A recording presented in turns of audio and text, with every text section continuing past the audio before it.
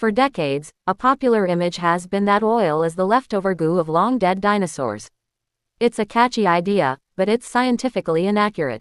In reality, petroleum originates almost entirely from microscopic marine organisms, plankton and algae, that lived hundreds of millions of years ago.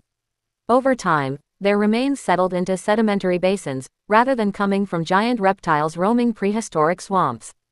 When these tiny organisms died, their bodies sank to the seafloor and mixed with mud and sand. As layers piled up, they buried the organic matter under increasing pressure and heat.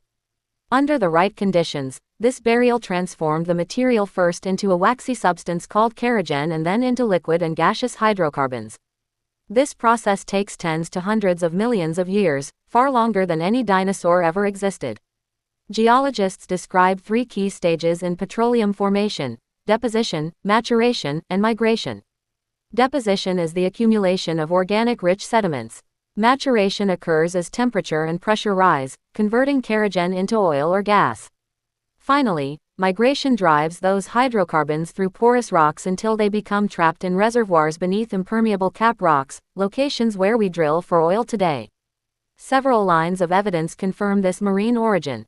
Chemical biomarkers, molecules preserved from specific algae, or routinely found in crude oil, and isotopic signatures match those of ancient plankton more closely than land-based plants or animals.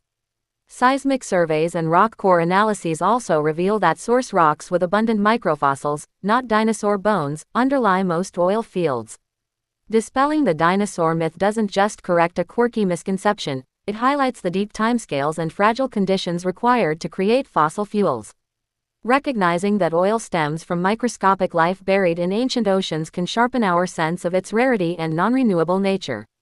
That awareness, in turn, underscores the urgency of investing in sustainable energy alternatives before we exhaust the legacy of Earth's primordial plankton.